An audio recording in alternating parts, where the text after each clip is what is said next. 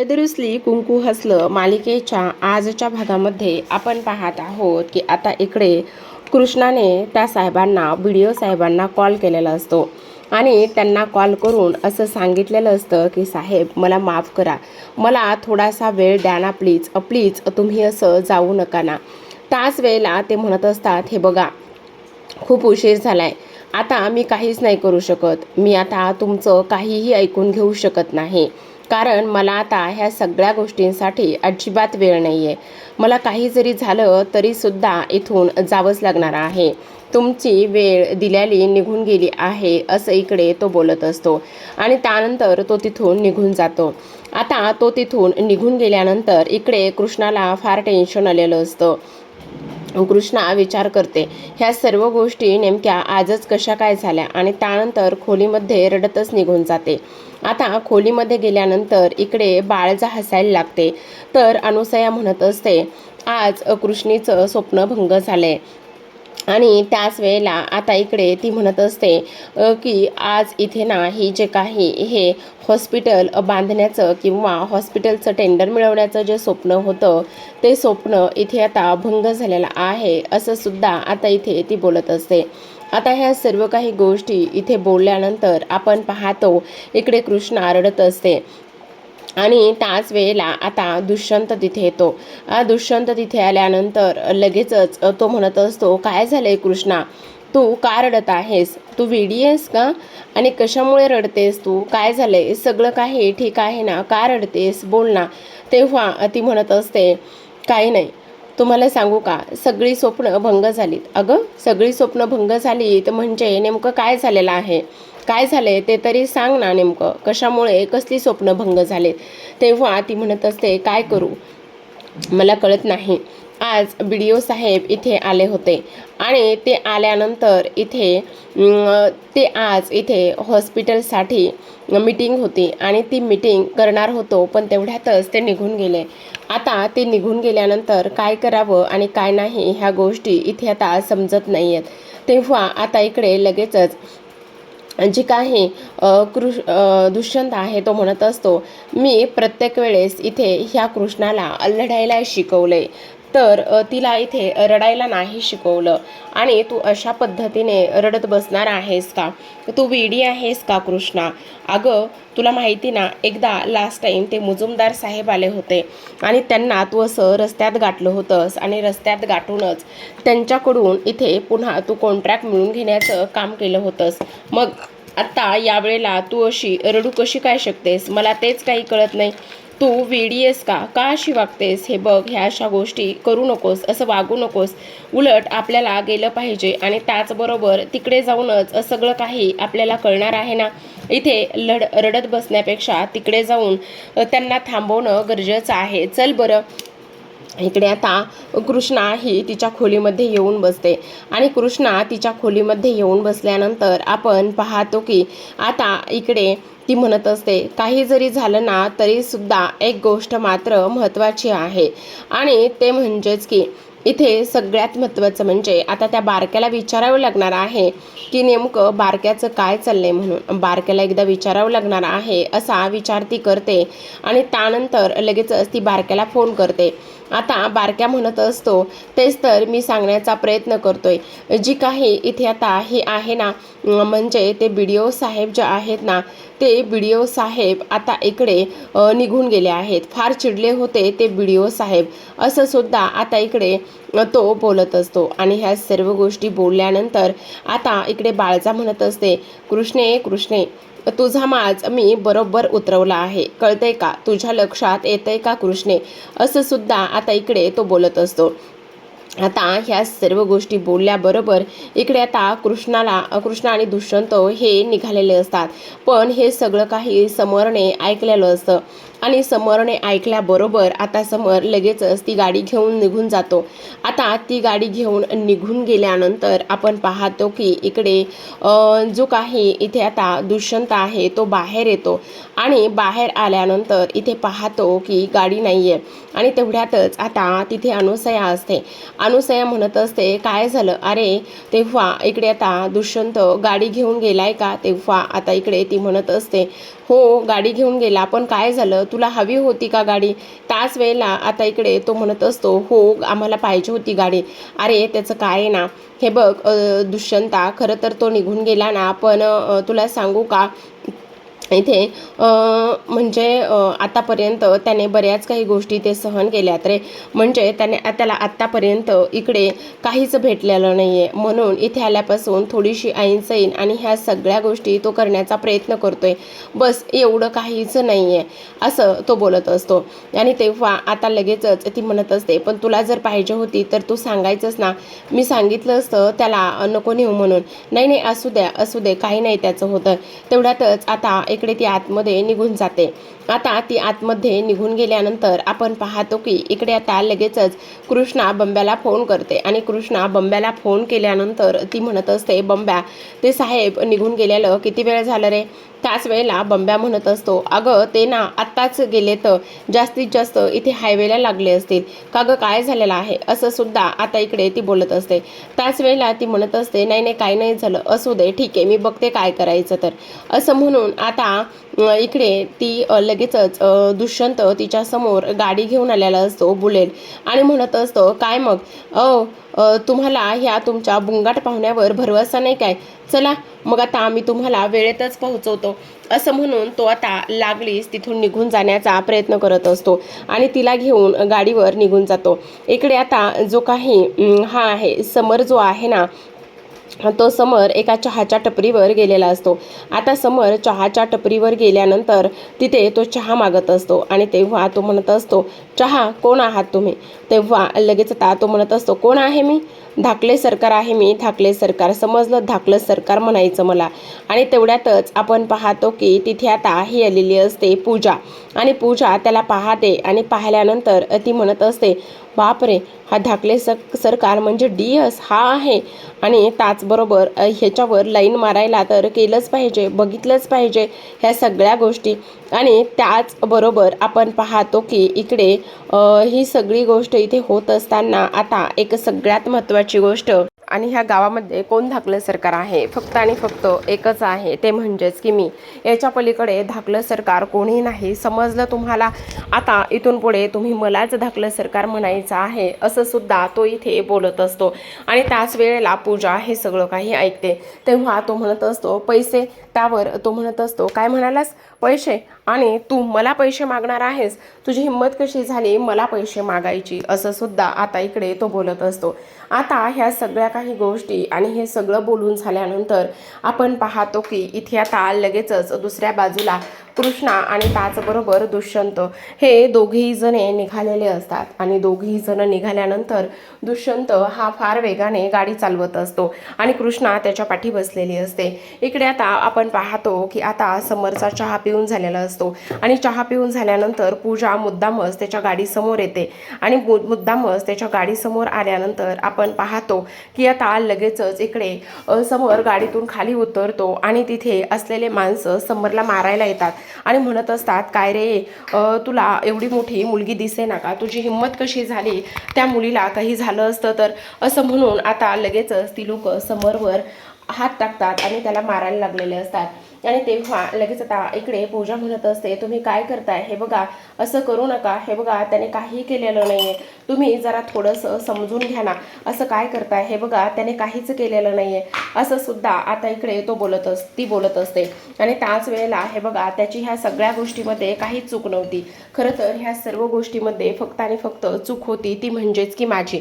Please तुम्ही इथून निघून जा, असं म्हणून आता पूजा लगेचच त्या सर्व माणसांना तिथून पाठवून देत असते. आणि त्या सर्व माणसांना तिथून पाठवून दिल्यानंतर आपण इकडे पाहतो की समर म्हणत असतो, सॉरी, तुम्हाला लागलं का? तेव्हा पूजा म्हणत असते, नाही नाही, तुम्ही कशाला उगाच सॉरी म्हणता? हे बघा, मला काहीही लागलं वगैरे काहीच नाही आहे, आणि प्लीज तुम्ही मला सॉरी वगैरे अजिबातच म्हणू नका, असं सुद्धा आता इकडे ती बोलत असते. आणि तेव्हा समर हा पूजाकडे पाहतच असतो. तर इकडे दुसऱ्या बाजूला हे जे काही साहेब आहेत ना, ते जवळपास बरेच दूर गेलेले असतात. आणि तेव्हा तिथे आता लगेच लगेचच दुष्यंत आणि कृष्णाची गाडी आडवी जाते. दुष्यंत आणि कृष्णाची गाडी आडवी गेल्यानंतर आपण पाहतो की आता लगेचच ते BDO साहेब खाली उतरतात आणि खाली उतरल्यानंतर इकडे आता कृष्णा त्यांच्यासमोर हात जोडून उभी असते आणि म्हणत असते, नमस्कार साहेब, मला माफ करा, मला तिथे यायला उशीर झाला. तेव्हा ते म्हणतात, तुम्ही नेमके आहात कोण? त्याच वेळेला कृष्णा म्हणत असते, मी कृष्णा दुष्यंत रांगडे पाटील, 5 गावची सरपंचीन आहे मी. त्याच वेळेला आता इकडे मला माफ करा, मला तिथे येण्यासाठी उशीर झाला आणि त्यासाठी मी खरंच तुमची मनापासून माफी मागते. त्याच वेळेला ते साहेब म्हणत असतात, तुम्ही वेड्या आहात का? तुम्ही अशा पद्धतीने कशा काय वागू शकता? अहो तुम्ही सरपंचीन आहात, मग तुम्हाला जबाबदार पद्धतीने वागता नाही का आलं? अहो मी तुमची किती वेळ वाट बघितली आणि वाट बघून शेवटी मी तिथून निघून आलो. एक सरपंचीन कशी असावी ह्या गोष्टी तुम्हाला साध्या समजत नाहीत का? असं सुद्धा आता इकडे ते बोलत असतात. त्याच वेळेला कृष्णा त्यांची हात जोडून माफी मागत असते आणि झालेल्या प्रकाराबद्दल सॉरी सुद्धा म्हणत असते. पण आता तेव्हा ते म्हणत असतात, सॉरी म्हणून आणि ह्या सगळ्या गोष्टी म्हणून काय होणार आहे समजलं तुम्हाला? तर आता दुसऱ्या बाजूला आपण पाहतो की अनुसया ही डायनिंग टेबलवर बसलेली असते आणि अनुसया डायनिंग टेबलवर बसल्यानंतर इथे मात्र आता बाळजा येते आणि बाळजा म्हणत असते, ए चल उठ, माझ्या जागेवरून उठायचं आहे. तुझी हिंमत कशी झाली माझ्या जागेवरती बसण्याची? तू समजतेस कोण स्वतःला? आणि तुझ्या त्या दिवट्या लेकाला मी काय सांगितलं होतं की इथे बसायचं नाहीये म्हणून, आणि ही माझी जागा आहे आणि उठ म्हणते ना आत्ताच्या आत्ता, असं ती म्हणत असते. आणि त्याच वेळेला आढळराव तिथे येतात आणि आढळराव बाळजाला म्हणत असतात, अगं बाळजा काय करतेस? जरा धीराने घे ना, जरा शांततेत बस ना. आणि तेव्हाच ती म्हणत असते, अजिबातच नाही, मी धीराने घेणार नाही किंवा मी शांतसुद्धा बसणार नाही. ह्या बैराची इथे येऊन बसण्याची हिंमत कशी झाली? आणि त्याचबरोबर ही ह्या घरामध्ये भाड्याने राहते आणि भाड्याने राहत असल्यामुळे ही समजते कोण स्वतःला, असं सुद्धा आता इकडे ती बोलत असते. आणि त्याचबरोबर हिला आत्ताच्या आत्ता इथून उठून निघून जायला सांगा, नाहीतर गाठ माझ्याशी आहे, असं सुद्धा आता इकडे ती बोलत असते. आता हे सगळं काही बोलल्यानंतर आता लगेचच अनुसया म्हणत असते, उठणार नाही, जा, जे काही करायचं आहे ना ते तू खुशाल कर, पण मी मात्र इथून उठणार नाही, हा माझा शब्द आहे तुला, असं सुद्धा आता इकडे ती बोलत असते. आता हे सगळं काही बोलत असताना आपण पाहतो इकडे दुसऱ्या बाजूला मात्र जे काही BDO साहेब आहेत ते म्हणत असतात, नेमकं तुम्हाला म्हणायचं आहे काय? तुम्ही अशा पद्धतीने कसं काय वागू शकता आणि काय करू शकता तेच मला समजत नाही. तेवढ्यातच आता दुष्यंतला कृष्णाने एक आंब्याची पेटी आणायला सांगितलेली असते. ती आंब्याची पेटी दुष्यंत आणून देतो आणि त्यानंतर मात्र आता लगेचच इकडे कृष्णा तो आंबा फोडत असते. कृष्णा तो आंबा फोडल्यानंतर आता ती तो आंब्याचा जो काही एक साल आहे ती त्या समोर असलेल्या BDO साहेबांना देते आणि BDO साहेबांना दिल्यानंतर आता लगेचच इकडे जी काही इथे आता ही आहे कृष्णा आहे ती म्हणत असते, हे घ्या. आणि त्याच वेळेला आता आपण पाहतो की इकडे ते म्हणत असतात, हे मला तुम्ही का देताय? आणि तेव्हा कृष्णा म्हणत असते, हे आंबा आहे, मग आता हा कसा आहे? त्यावर ते म्हणत असतात, गोड आहे. त्यावर आता इकडे कृष्णा म्हणत असते, हा जर आंबा मी तुम्हाला दिला तर तुम्ही घरी घेऊन जाल, बरोबर की नाही? हो, घरीच घेऊन जाणार ना, हे काही विचारणं झालं का? त्याच वेळेला आता आपण पाहतो की इकडे ते म्हणत असतात, पण तुम्ही ह्या सगळ्या गोष्टी मला का सांगताय? तेव्हा कृष्णा म्हणत असते, आता हा आंबा तुम्ही घरी घेऊन जाणार, बरोबर? आणि हा आंबा घरी घेऊन गेल्यानंतर इथे तुम्ही फक्त तुमच्या बायकोला काय सांगणार की ह्याचा आमरस बनवायला, बरोबर? हो बरोबर, असंच सांगणार. मग मला सांगा, फक्त आमरस त्याला धुवायचं, त्यानंतर त्याची सालं काढायची, त्याचा स्वच्छ असा आमरस बनवायचा, इथंपर्यंत एक ठीक आहे, बरोबर? पण मला सांगा, तो आमरस बनवल्यानंतर एवढ्यावरच ह्या सगळ्या गोष्टी राहणार आहेत का? नाही, एवढ्यावरच ह्या सर्व गोष्टी नाही राहणार आहेत, तर त्याच्या पुढे सुद्धा ह्या सर्व गोष्टी जाणार आहेत. आणि ते म्हणजेच की तुमच्या गोष्टी लक्षात येत आहेत का?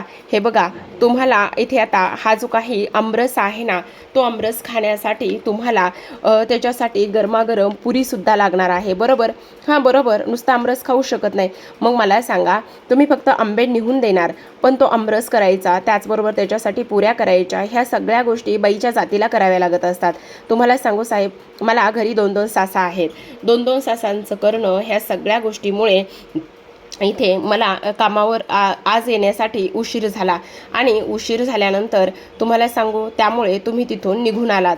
आता तुमचं पण बरोबर आहे म्हणा, पण तसं आहे ना, मला 2-2 सासा आहेत. आम्हा बायकांना ना सगळं वेळच्या वेळी करावं लागतं.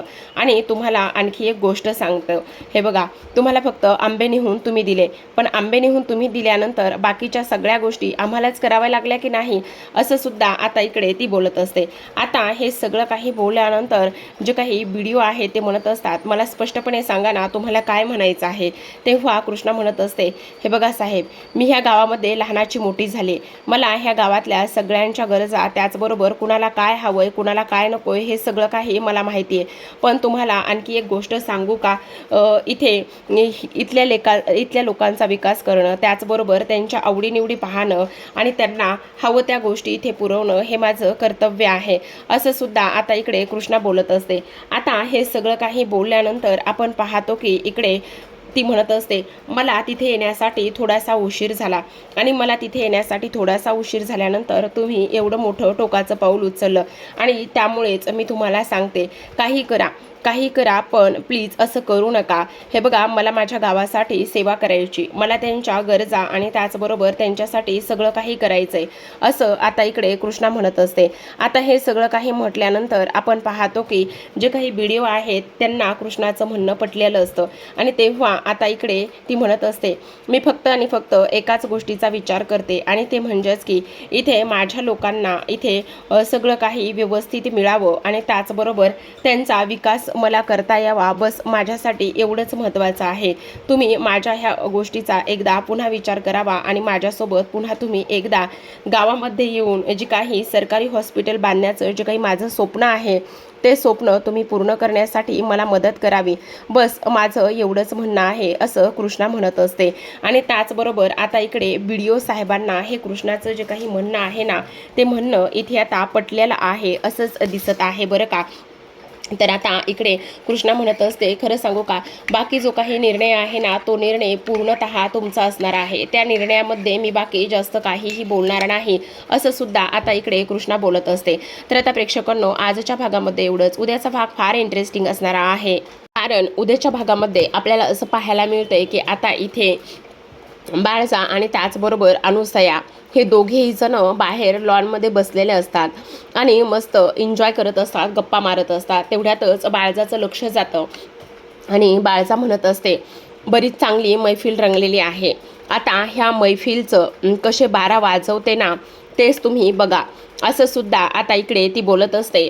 तर इकडे दुष्यंत आणि कृष्णा इकडे ती दोघेही जण गप्पा मारत असतात, दोघेही जण जेवण करत असतात आणि तेव्हा आता इकडे कृष्णा म्हणत असते, तुम्हाला सांगू का दुष्यंत सरकार, मला तर ना 2-2 सासू आहेत, 2-2 नाही 3-3 सासू आहेत. त्यावर आता इकडे दुष्यंत म्हणत असतो, काय बाबाचं तर काय चाललंय बाबा, असं तो म्हणत असतो. आता इकडे बाळजाने खूप मोठ्या स्पीकरवर गाणे लावलेले असतात आणि खूप मोठ्या स्पीकरवर गाणे लावूनच आता इकडे ती म्हणत असते, ही जी मैफिल आहे ना ती मी मोडल्याशिवाय राहणार नाही, असं म्हणत असते.